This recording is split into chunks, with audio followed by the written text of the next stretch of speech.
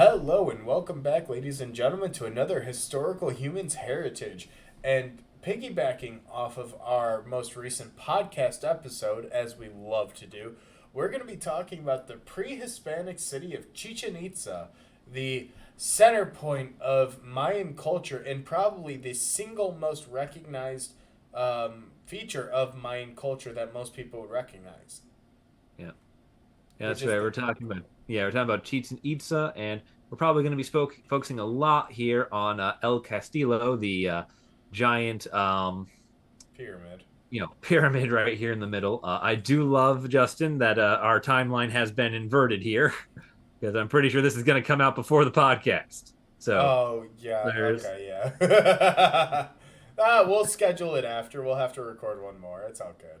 oh no, yeah, Additional work. yeah, But this is one of the best examples of Mayan architecture and design where you see both the engineering principles but also the design and architecture.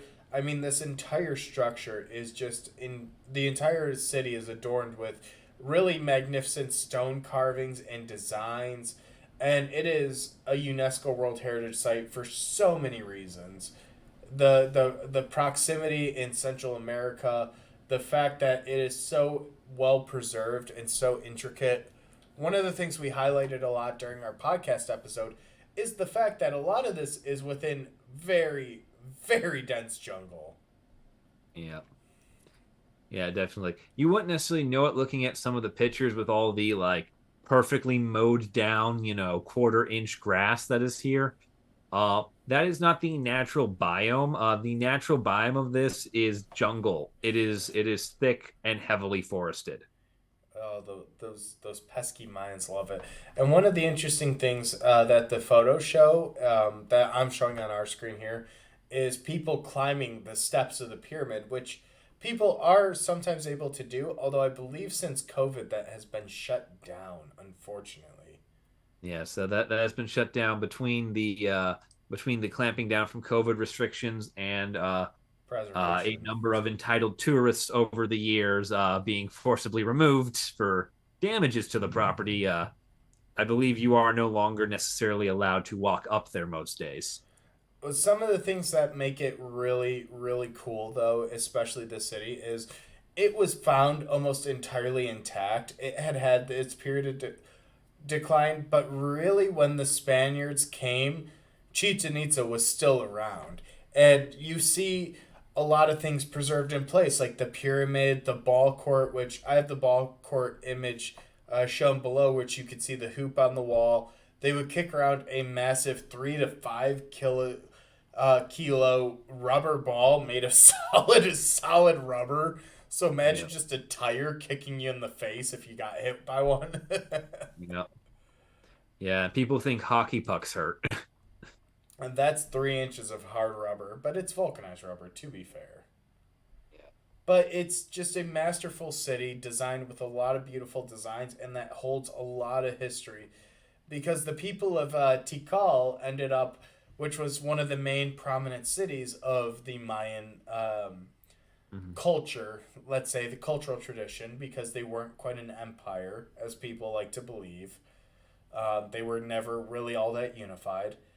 But they ended up moving to this area underneath King Quetzalcoatl, which is one of the most prominent rulers in Aztec history. They moved to this city and they brought with them what, yeah, 50,000 people roughly at its height, yeah, and it yeah. projected a power of 100 or 1.75 million in total. Yeah, something like that. I do prefer the a fun translation of the king's name, Kukulkan. I think that's fair. I think that's a much more fun one than calling him Quetzalcoatl. But it's one of the interesting things, and it brought together a lot of Mayan and Toltec styles and traditions, and it's this clear fusion. It's this creole between the two cultures that created the city and ended up making something super beautiful. And per the UNESCO list, it manages to be on the list for three of the criterion.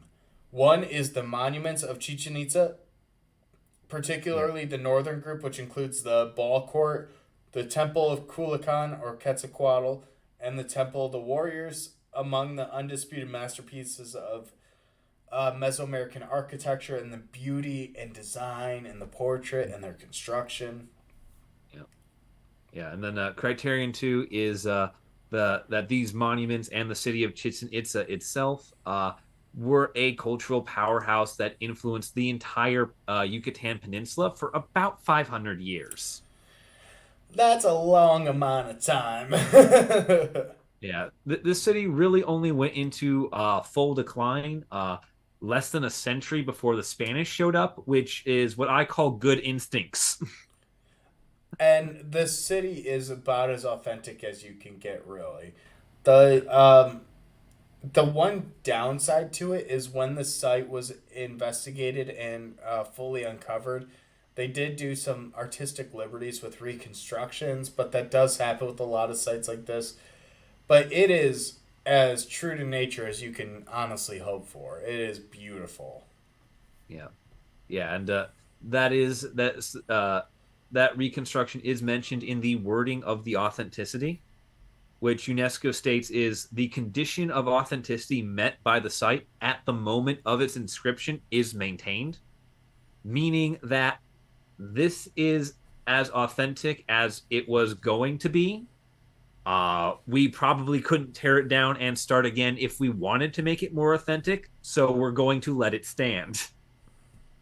Um, the only major concern beyond that, like tongue in cheek little phrase that UNESCO really has about authenticity, is the fact that Chichen Itza, due to its prominence as a tourist attraction, has been host to a number of, shall we say, unrelated cultural festivals, which UNESCO uh, does worry about the impact of those activities on the site. Not to mention, the site itself receives almost 8,000 daily visitors. So, Yeah, tourism plays a massive role in the degradation of the site. And yeah, the Institut National of Anthropology and History, the INAH, works diligently to try and preserve the site in its authenticity with that number of foot traffic. yeah, which is no easy task. But I figured that's actually a pretty good point for us to stop off here. We figured the Chichen Itza episode ties in pretty well with our episode on the Mayan city states. Let us know how you enjoyed it. And if there's a topic you'd like to see us cover, please let us know down in this description below. Thanks for watching. We'll see you in the next one.